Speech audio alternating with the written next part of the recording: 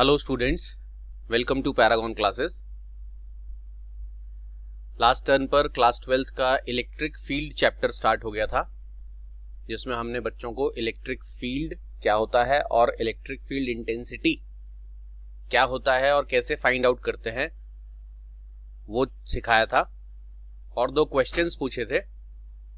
आज हम उन क्वेश्चंस का आंसर भी देंगे और आगे का पोर्शन पढ़ेंगे। तो चलते हैं हम अपने टॉपिक की तरफ, जिसका नाम है इलेक्ट्रिक फील्ड इंटेंसिटी। अब इस पूरी कहानी की शुरुआत कैसे हुई थी फटाफट देखें शॉर्टकट में। आपने कोई एक चार्ज प्लेस किया यहां पर, और वो चार्ज प्लस या माइनस कैसा भी हो सकता है। तो वो चार्ज आपका था प्लस क्यू, जिसे हम बोलते थे सोर्स चार्ज। ये सोर्स चार्ज प्लेस करते ही उसके अराउंड एक ऐसा रीजन डेवलप हो गया जिसमें कोई दूसरा चार्ज लाएंगे तो ये उसको अट्रैक्ट या रिपेल करेगा, और उस रीजन को हमने बोला था इलेक्ट्रिक फील्ड। उसके बाद इस सोर्स चार्ज से कुछ डिस्टेंस पर यहां एक पॉइंट लिया था P, और यह डिस्टेंस कितना लिया था R, और इस P पॉइंट पर आपसे इलेक्ट्रिक फील्ड इंटेंसिटी मालूम करने के लिए कहा गया था। इलेक्ट्रिक फील्ड स्ट्रेंथ बोलते हैं जिसको, वो फाइंड आउट करने के लिए कहा गया था। तो आपने सपोज किया था यहां पर एक चार्ज Q0, जिसको आपने बोला था टेस्ट चार्ज। ये सोर्स चार्ज था, ये कैसा भी हो सकता है प्लस माइनस, लेकिन ये test charge very very small और ऑलवेज पॉजिटिव लिया था। और फिर आपने कूलम्ब्स लॉ की हेल्प से इस टेस्ट चार्ज पर सोर्स चार्ज ने कितनी फोर्स लगाई है वो कैलकुलेट कर दिया था, और फिर आपको बताया था कि Q0 चार्ज पर अगर सोर्स चार्ज F फोर्स लगा रहा है तो यूनिट चार्ज पर जो फोर्स लगा रहा होगा या लग रही होगी वो Q0 F अपॉन Q0 होगी, और इसी को हम इलेक्ट्रिक फील्ड इंटेंसिटी बोलते हैं। तो हमारा इलेक्ट्रिक फील्ड इंटेंसिटी का डेफिनेशन क्या बना था? इट इज द फोर्स पर unit test charge experienced by it when placed at point B। किसी भी जगह पर इलेक्ट्रिक फील्ड इंटेंसिटी निकालने के लिए उस जगह पर फोर्स पर unit test charge find out करते हैं, और फिर हमने फोर्स की वैल्यू पुट कर दी थी 1/4 pi epsilon not Q0 upon R square. ये हमने फोर्स की वैल्यू पुट कर दी थी। डिनोमिनेटर में Q0 है ही, ये पूरा जो है फोर्स का वैल्यू है जो यहां से आया है, और फिर Q0 से Q0 हमारा कैंसिल हो गया था। तो हमारे पास फाइनली इलेक्ट्रिक फील्ड इंटेंसिटी का फॉर्मूला आ गया था 1/4 pi epsilon not Q/R square. और इससे हमें पता चलता है कि किसी भी पॉइंट पर electric field intensity find out करने के लिए आपको क्या क्या चीजें मालूम होनी चाहिए।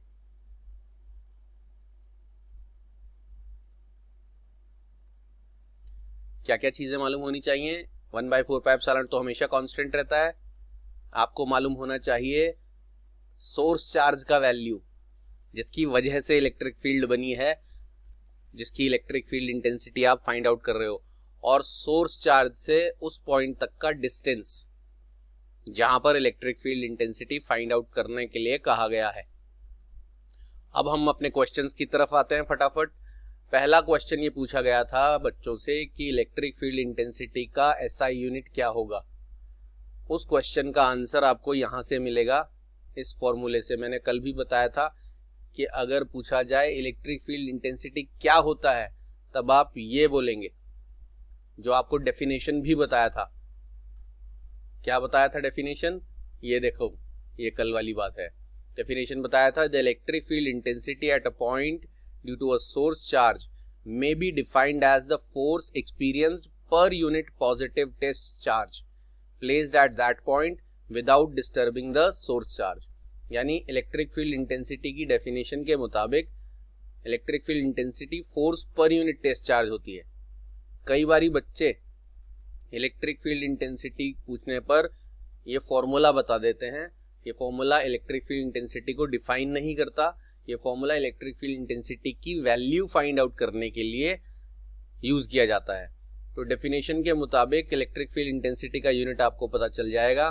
फोर्स को हम मेजर करते हैं न्यूटन में, ऐसा unit of force is Newton, ये 11th क्लास में भी बहुत डिटेल में पढ़ाया गया है।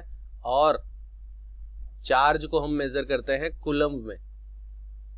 तो इससे आपकी इलेक्ट्रिक फील्ड इंटेंसिटी की एसआई यूनिट बनती है न्यूटन पर कूलम्ब, जिसे आप ऐसा भी लिख सकते हो n और c टू द पावर -1।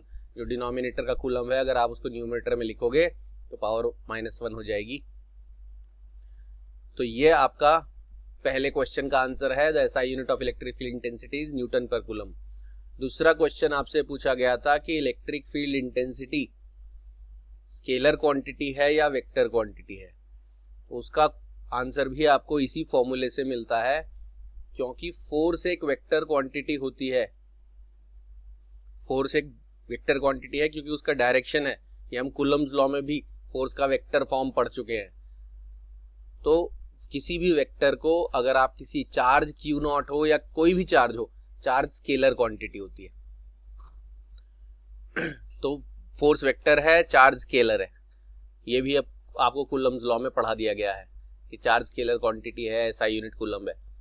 और 11th क्लास में वेक्टर्स के रूल्स में पढ़ाया गया था कि किसी भी वेक्टर को किसी स्केलर से आप मल्टीप्लाई करो या स्केलर से डिवाइड करो तो आंसर वेक्टर ही आता है, यानी इलेक्ट्रिक फील्ड इंटेंसिटी भी वेक्टर क्वांटिटी होगी। तो यहां पर आपको इन दोनों क्वेश्चंस का आंसर मिल गया है, एसआई यूनिट पता चल गया है और स्केलर या वेक्टर में से वो क्या है वो भी पता चल गया है। अब आपको इसके आगे ये बताया जाएगा कि अगर वो वेक्टर क्वांटिटी है तो उसका डायरेक्शन कैसे बताया जाता है। यानी अगला टॉपिक है हाउ टू फाइंड आउट या how to know about the direction of the electric field intensity because it is a vector quantity.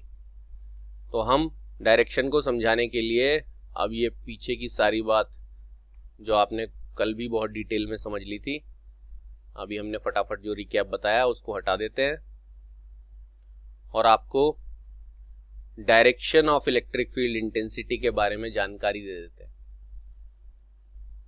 फिलहाल इसको भी जरूरत नहीं है, ये सारी बातें आप सीख चुके हो, क्योंकि डायरेक्शन के लिए फिलहाल इसकी सारे प्रोसीजर की कोई नीड नहीं है।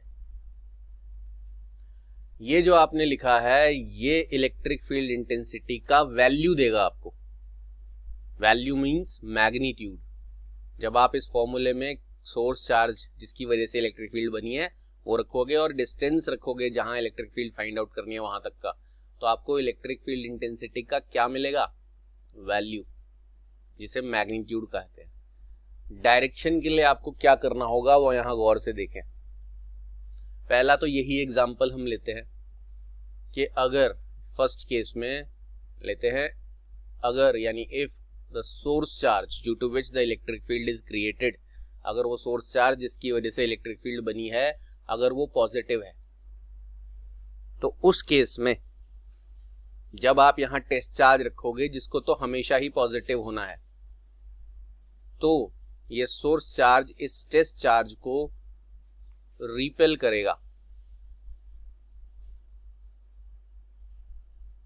और रिपेल करेगा तो इस डायरेक्शन में फोर्स लगाएगा। और अभी अभी बताया था electric field intensity is the force पर यूनिट टेस्ट चार्ज।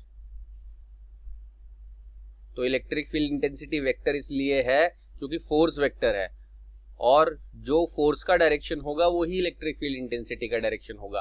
फॉर्मूले से साफ पता चल रहा है कि इस चीज में स्केलर क्वांटिटी को डिवाइड करने पर भी उसके डायरेक्शन पर कोई फर्क नहीं पड़ेगा, डायरेक्शन जो है वो ही रहेगा। तो इलेक्ट्रिक फील्ड इंटेंसिटी का डायरेक्शन कितना होगा, जितना जो इलेक्ट्रिक फील्ड इंटेंसिटी का डायरेक्शन किधर होगा, जिधर फोर्स का डायरेक्शन होगा। और इस केस में फोर्स का डायरेक्शन ये एरो से दिखाया जा रहा है जो कि बाहर की तरफ है। अब हम आपको दूसरा केस दिखा देते हैं। दूसरा केस दिखाने के लिए मैं यहां फिर से एक डायग्राम बनाता हूं। यहां पर मान लीजिए आपने ये थोड़ी इधर बनाते हैं, यहां पर एक -q चार्ज ले लिया। सोर्स चार्ज जो आपने पहले प्लस लिया था, लेट अस सपोज वो माइनस ले लें, या कोई माइनस चार्ज कहीं पर रखें तो भी चारों तरफ इलेक्ट्रिक फील्ड बन जाएगी। मैंने बताया था प्लस चार्ज कोई प्लस रखो या माइनस, चारों तरफ इलेक्ट्रिक फील्ड तो जरूर बनती है। और उससे भी आपको कुछ डिस्टेंस पर, किधर भी,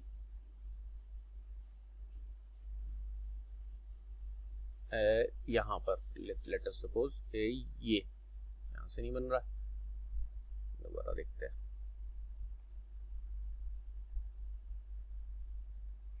इस सोर्स चार्ज से लेट अस सपोज यहां कहीं, ये किधर भी ले सकते हैं डिस्टेंस, ऐसा कोई हार्ड एंड फास्ट रूल नहीं है। आप ऊपर नीचे कहीं पर भी ये डिस्टेंस ले सकते हो। लेट अस सपोज मैंने यहां ले लिया। अब इस जगह आपका पॉइंट P आपने लिया और ये डिस्टेंस जो भी कुछ है वो R से डिनोट किया जाएगा, ज्यादा कम कुछ भी।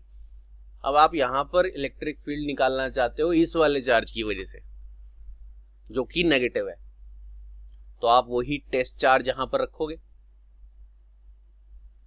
लेकिन अब की बार इस टेस्ट चार्ज को ये वाला चार्ज रिपेल नहीं करेगा, क्योंकि टेस्ट चार्ज बोला था हमेशा पॉजिटिव लेना है। और जब आप ये टेस्ट चार्ज पॉजिटिव लेंगे तो इस टेस्ट चार्ज को ये सोर्स चार्ज अट्रैक्ट करेगा, और अट्रैक्ट जब करेगा तो ये इस पर ऐसे फोर्स लगाएगा।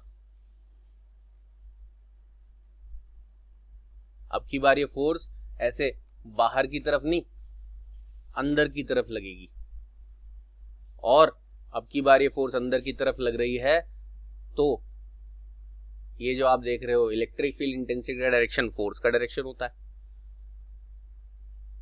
तो इससे आपको पता चल गया है कि इलेक्ट्रिक फील्ड इंटेंसिटी का डायरेक्शन कैसे पता लगता है। इलेक्ट्रिक फील्ड इंटेंसिटी का डायरेक्शन डिपेंड करता है सोर्स चार्ज पर। अगर सोर्स चार्ज पॉजिटिव है तो इलेक्ट्रिक फील्ड इंटेंसिटी का जो डायरेक्शन है वो उस सोर्स चार्ज से अवे होगा। और इसलिए इस पॉइंट की वजह से आप ये रीजन भी अब जान सकते हो कि टेस्ट चार्ज को हमेशा पॉजिटिव क्यों लिया जाता है। क्योंकि टेस्ट चार्ज अगर आपने डिसाइड नहीं किया कि पॉजिटिव ही लेना है तो इलेक्ट्रिक फील्ड इंटेंसिटी का डायरेक्शन डिसाइड कभी नहीं हो पाएगा। कोई दुनिया में अपनी मर्जी से इस टेस्ट चार्ज को नेगेटिव ले लेगा तो फोर्स अंदर की तरफ लग जाएगी, पॉजिटिव ले लेगा तो बाहर की तरफ लग जाएगी। तो just to make a convention, यानी एक कन्वेंशन का मतलब होता है एक रूल बनाने के लिए कि वो रूल हर सिचुएशन में फॉलो हो, इसको हमेशा पॉजिटिव लेते हैं। रूल कहते ही उसे हैं जो हमेशा एप्लीकेबल हो।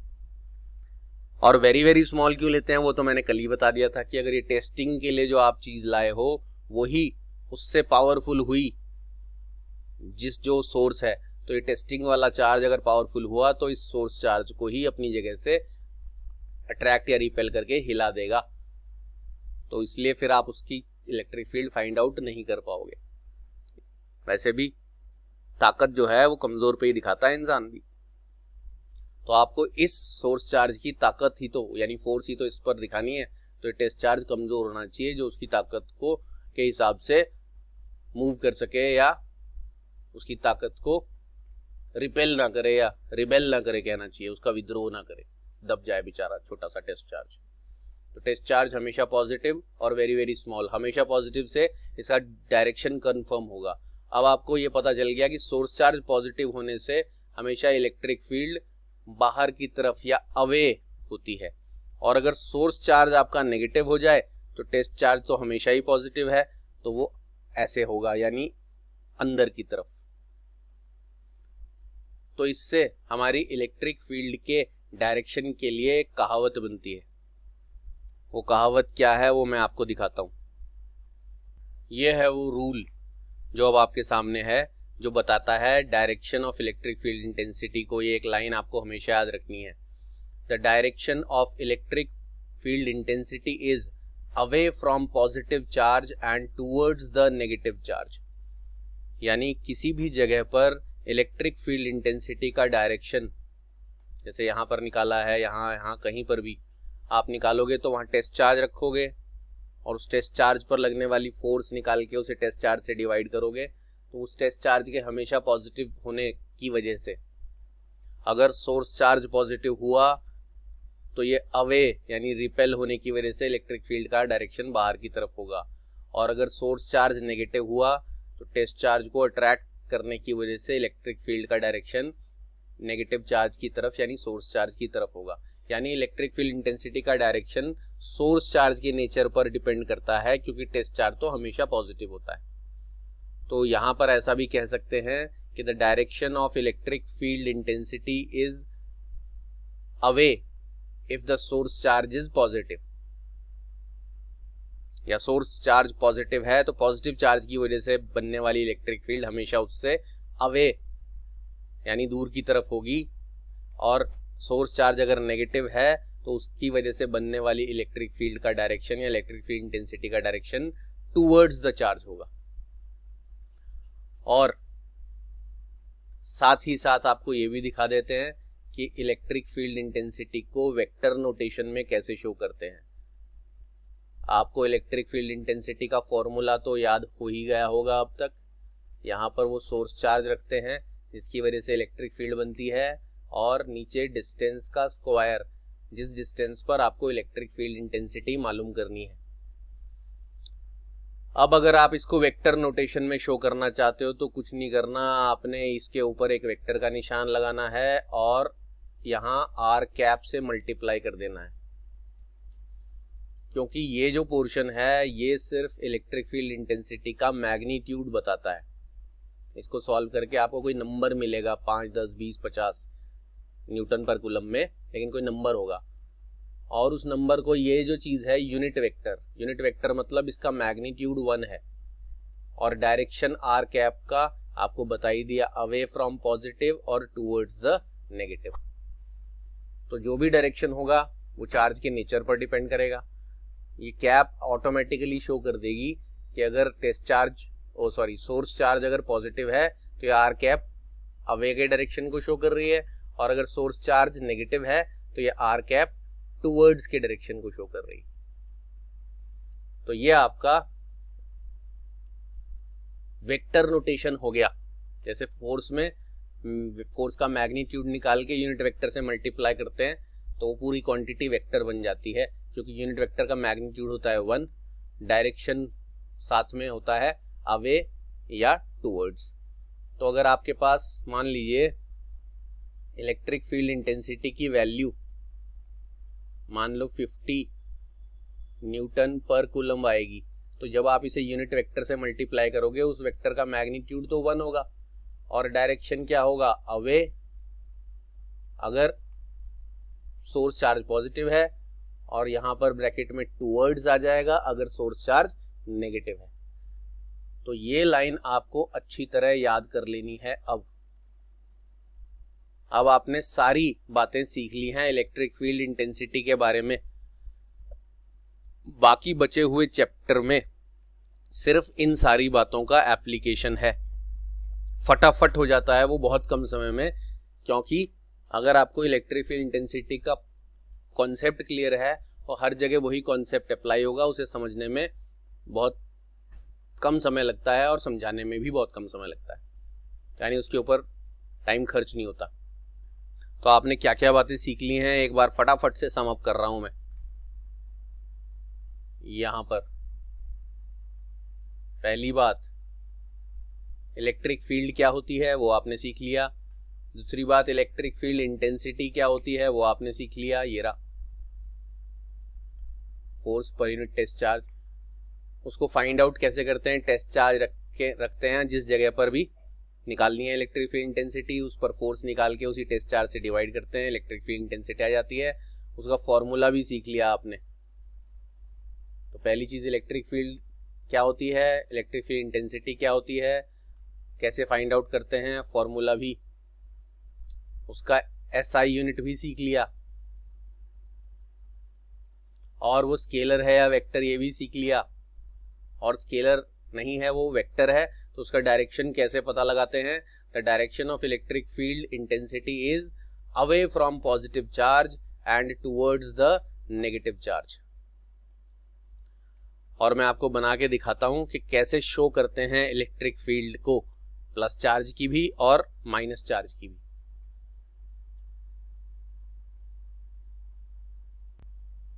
तो यहां आपको हम दिखाते हैं कि कैसे हम रिप्रेजेंट करते हैं पॉजिटिव चार्ज की इलेक्ट्रिक फील्ड को और नेगेटिव चार्ज की इलेक्ट्रिक फील्ड को।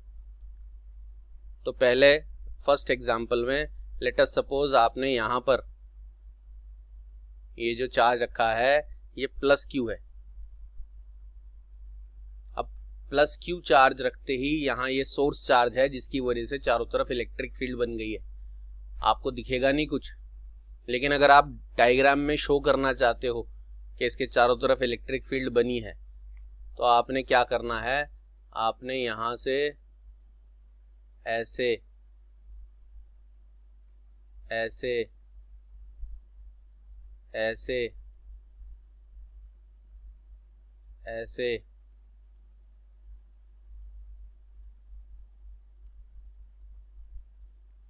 ये बहुत सारे एरो बना दिए। ये एरो क्या शो कर रहे हैं कि इस पूरे रीजन में कहीं पर भी अगर आप टेस्ट चार्ज रखोगे, यहां रखोगे, यहां रखोगे, या कहीं पर भी कितने भी एरो बना सकते हो आप, लेकिन सारे एरो की खास बात देख रहे हैं, सारे एरो इस सोर्स चार्ज से अवे डायरेक्टेड हैं। कोई भी एरो सोर्स चार्ज की तरफ नहीं है, सारे एरो सोर्स चार्ज से दूर जाते हुए दिख रहे हैं, क्योंकि इस पूरे इलाके में टेस्टिंग के लिए जब भी आप कोई टेस्ट चार्ज रखोगे वो हमेशा पॉजिटिव होने की वजह से ये सोर्स चार्ज उसे इन्हीं एरोज की तरह रिपेल करेगा, इन्हीं एरोज के डायरेक्शन में रिपेल करेगा कहना चाहिए। तो ये आपका इलेक्ट्रिक फील्ड इंटेंसिटी का डायरेक्शन शो करने का तरीका है, away from the positive charge. अगर जो सोर्स चार्ज है, यहां बनाते हैं जिससे अलग से दिखेगा, सोर्स चार्ज है वो नेगेटिव हो,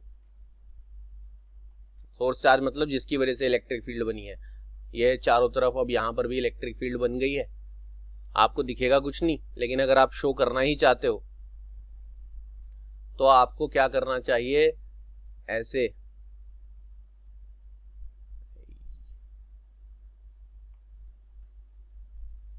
अब की बार आप सारे एरोज जो हैं वो कहां बनाएंगे, इस सोर्स चार्ज की तरफ।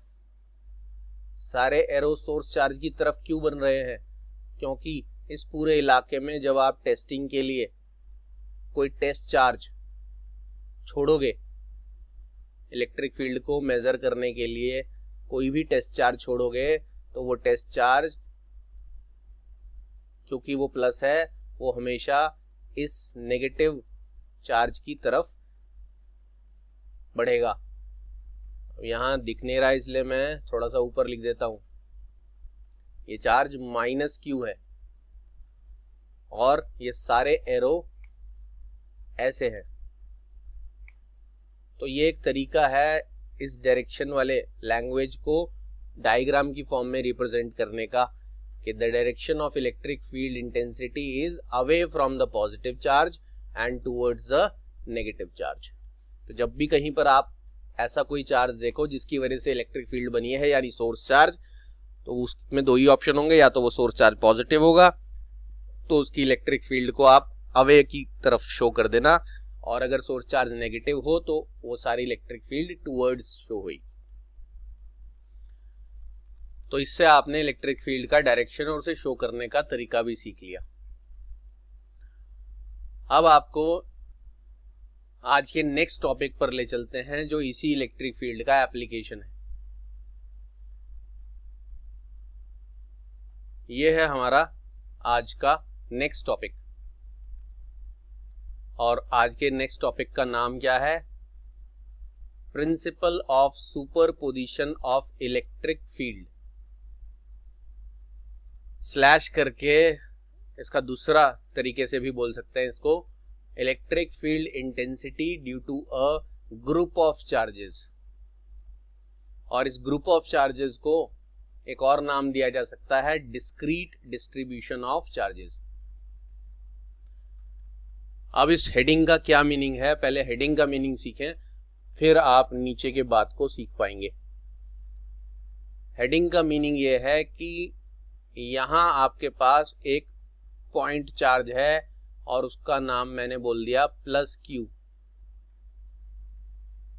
तो बहुत सारी लंबी कहानी बहुत बार हो गई, प्लस क्यू चार्ज रखो, उसके चारों तरफ इलेक्ट्रिक फील्ड ऑटोमेटिकली बन जाएगी। एक ऐसा इलाका जिसमें कोई दूसरा चार्ज आए तो उस पर फोर्स लगे वगैरह वगैरह सब कुछ। कहानी को शॉर्टकट करते हैं। इस प्लस क्यू चार्ज से अगर आपने इस जगह पर ले लिया एक पॉइंट P जो कि उससे r डिस्टेंस पर है, तो उसकी वजह से इलेक्ट्रिक फील्ड इंटेंसिटी आप आसानी से निकाल सकते हो। बहुत बार हो गया ये तो। अब आपसे पूछा जाए P पॉइंट पर इसकी वजह से कितनी इलेक्ट्रिक फील्ड इंटेंसिटी है, क्या है ये नहीं पूछा जा रहा, कितनी है पूछा जा रहा है। क्या है मैं आपको डेफिनेशन बतानी है, कितनी है मैं ये बताना है। What is the electric field intensity, उसके लिए डेफिनेशन वही फोर्स पर यूनिट टेस्ट चार्ज वगैरह वगैरह। And how much is the electric field intensity, electric field intensity कितना है उसके लिए आपको ये बताना है। अब आपने बता दिया, ठीक है जी। लेकिन यहाँ कहानी थोड़ी सी आगे बढ़ रही है। यहाँ आपसे कहता है कि लेट अस सपोज ये चार्ज है Q1 और ये डिस्टेंस है R1। तो कोई बात नहीं, आप इस इलेक्ट्रिक फील्ड को E1 बोल दो, चार्ज को Q1 बोल दो, डिस्टेंस को R1 बोल दो, कोई दिक्कत नहीं है। और अभी ये तो फॉर्मूला बताएगा सिर्फ मैग्नीट्यूड, डायरेक्शन कैसे पता चलेगा, डायरेक्शन कैसे पता चलेगा उसके लिए यहां आपको एक एरो बनाना पड़ेगा इस पॉइंट से, और वो एरो ऐसे होगा,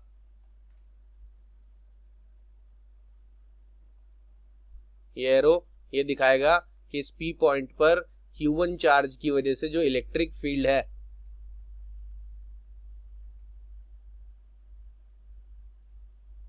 E1 वो क्योंकि सोर्स चार्ज पॉजिटिव है तो अवे फ्रॉम द चार्ज है। अभी अभी हमने पढ़ा है direction of electric field intensity is away from the positive charge. तो साइड में हो गया आपका इलेक्ट्रिक फील्ड इंटेंसिटी का मैग्नीट्यूड, और इस एरो से शो हो गया इस चार्ज की वजह से जो इलेक्ट्रिक फील्ड इंटेंसिटी बनी है उसका डायरेक्शन। लेकिन कहानी आगे बढ़ती है, वो बोलता है आपके पास एक चार्ज यहां है जिसका नाम है Q2 और शायद वो माइनस हो, सपोज कर लेते हैं चलो माइनस है, और इस Q2 चार्ज से पॉइंट P तक का डिस्टेंस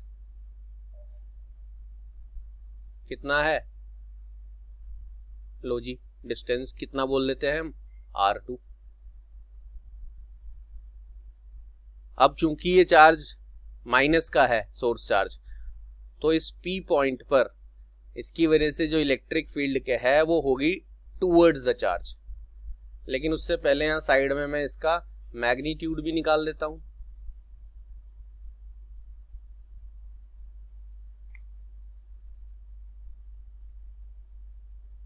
ये जो मैंने फॉर्मूला लिखा है ये इस P पॉइंट पर कौन से वाले चार्ज की वजह से इलेक्ट्रिक फील्ड है, Q2 वाले की वजह से। Q1 वाले की वजह से P पॉइंट पर इलेक्ट्रिक फील्ड E1 है और Q2 वाले की वजह से इलेक्ट्रिक फील्ड E2 है।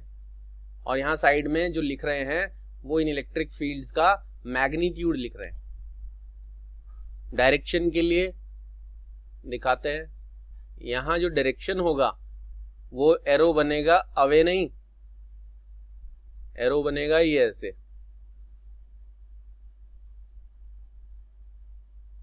क्यों बन रहा है ये एरो, क्योंकि बताया था सोर्स चार्ज अगर नेगेटिव हो तो electric field intensity towards the charge होती है। तो ये आपकी इलेक्ट्रिक फील्ड इंटेंसिटी E2 का डायरेक्शन हो गया।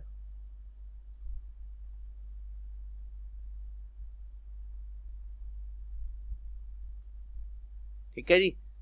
अब आपसे बोलता है यहां पर एक और चार्ज है, ये लो जी, यहां पर एक और चार्ज है, उसका नाम है Q3, और Q3 से P पॉइंट का डिस्टेंस है, ये लो जी, कितना डिस्टेंस है, बोल देता है R3,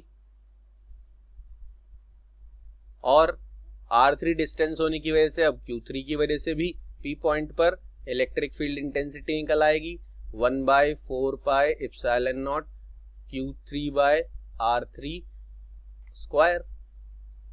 फॉर्मूला तो एज इट इज चला जा रहा है, हम पहले चार्ज की वजह से, दूसरे चार्ज की वजह से, तीसरे चार्ज की वजह से इलेक्ट्रिक फील्ड इंटेंसिटी ऐसे फाइंड आउट करे जा रहे हैं। और ये क्योंकि प्लस, ये कुछ साइन नहीं लिखते तो वो अंडरस्टूड होता है प्लस ये, तो यहां पर आप फिर से इलेक्ट्रिक फील्ड इंटेंसिटी का डायरेक्शन क्या बताओगे, डायरेक्शन के लिए आप यहां पर एरो बनाओगे, अब की बार वो एरो ऐसे होगा। क्यों होगा ये एरो ऐसे, क्योंकि बोल रहा है प्लस चार्ज है, और प्लस चार्ज की वजह से इलेक्ट्रिक फील्ड इंटेंसिटी होती है अवे। ये हो गई आपकी E3। अब ज्यादा हर एक चार्ज के लिए बार बार करने के बजाय आपसे बोलता है ऐसे ऐसे ऐसे करके आपके पास n चार्ज हैं, 1 2 3 4 5 6 ऐसे n चार्ज है, 2 3 4 कितने भी हो सकते हैं, और nth चार्ज से P पॉइंट का जो डिस्टेंस है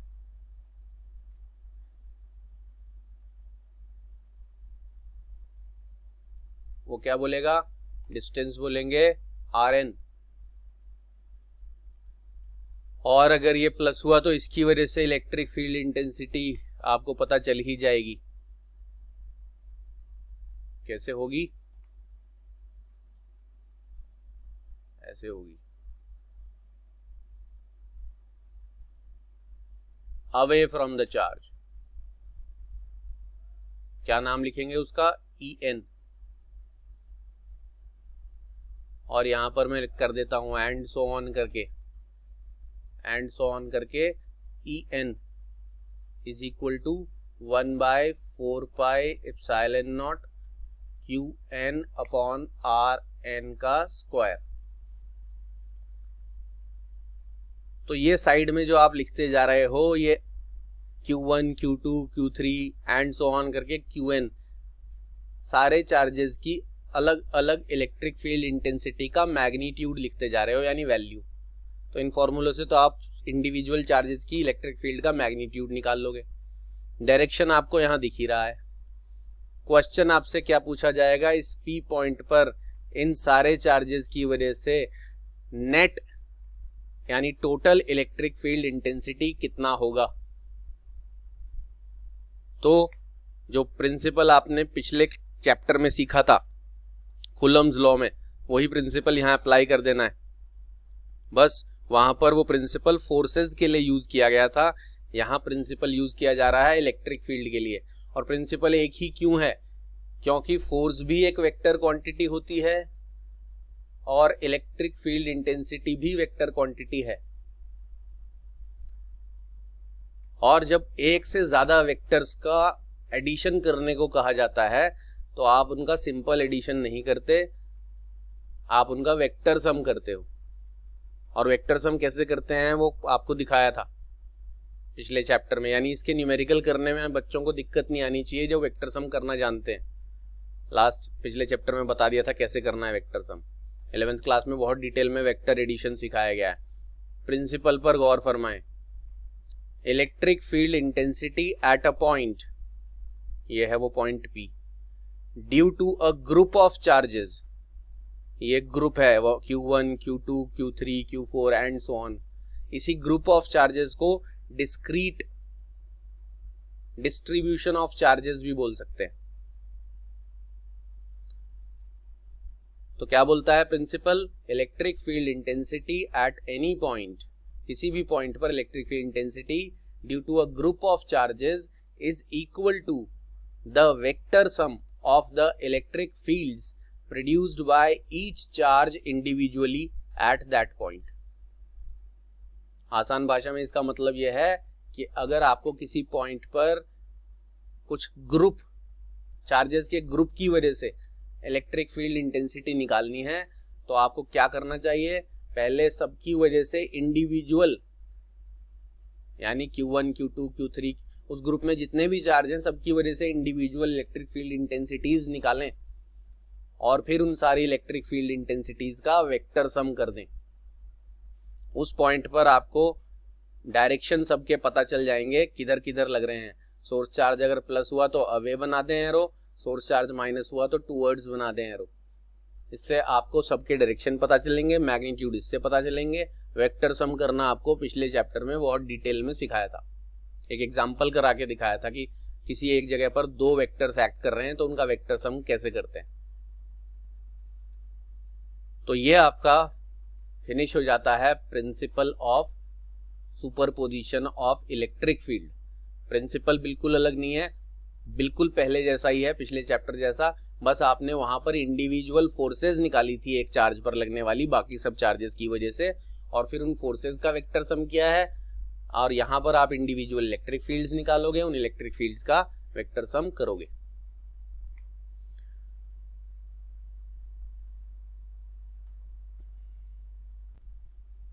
और अब आज का लेक्चर फिनिश करने से पहले आपको छोड़ेंगे एक क्वेश्चन के साथ। अब तक जितनी जानकारी आपने इस चैप्टर में ली है उस सारी जानकारी से आप एक क्वेश्चन सॉल्व करने की कोशिश करेंगे, और वो क्वेश्चन है ये आपके सामने एक क्वेश्चन लिखा है, what happens when an electric charge is placed in an electric field. अब तक आपको किसी चार्ज की वजह से, जिसे हम सोर्स चार्ज कहते थे, किसी चार्ज की वजह से इलेक्ट्रिक फील्ड निकालना सिखाया जा रहा था, उसका magnitude, direction, formula, concept, unit, vector, scalar, सब कुछ। अब आपसे ये कहा जा रहा है कि इस इलाके में, ये जो आप इलाका देख रहे हो, पहले से ही कोई इलेक्ट्रिक फील्ड बनी है। अब अगर किसी इलाके में आपको इलेक्ट्रिक फील्ड बनी है ये शो करना है तो आपको क्या करना चाहिए, आपको एरो बना लेने चाहिए। किसी भी इलाके में एरो बने होंगे ना तो आप समझ जाना कि वहां इलेक्ट्रोस्टैटिक्स के खास तौर से कॉन्टेक्स्ट में, इलेक्ट्रोस्टैटिक की बात करते समय कहीं पर भी एरोज दिखाए जाएं तो आप समझ जाना कि उस इलाके में इलेक्ट्रिक फील्ड बनी है। अब वो किसकी वजह से बनी है यहां हमें बताया नहीं गया कि सोर्स चार्ज कौन है, कितना है, किधर है, वगैरह वगैरह। आपको सिर्फ कुछ एरोज दिखाए जाएंगे। तो मैंने भी यहां कुछ एरोज दिखा दिए। अब ये एरोज शो कर रहे हैं कि इस इलाके में इलेक्ट्रिक फील्ड है। आपको डायरेक्टली उस इलेक्ट्रिक फील्ड की वैल्यू भी दे दी जाएगी। लेट अस सपोज मैंने वैल्यू दे दी, इस पूरे इलाके में जो इलेक्ट्रिक फील्ड है उसकी वैल्यू है 20 न्यूटन पर कूलम। अब इन एरो से एक बात की पहचान तो हो जाती है कि ये एरो आपके लेफ्ट से राइट की तरफ जा रहे हैं, तो ये arrow away from the positive charge और टुवर्ड्स द नेगेटिव चार्ज बनाते हैं। आप इलेक्ट्रिक फील्ड के डायरेक्शन को शो करते हैं एरो, और इलेक्ट्रिक फील्ड का डायरेक्शन क्या होता है, away from the positive charge और टुवर्ड्स द नेगेटिव चार्ज।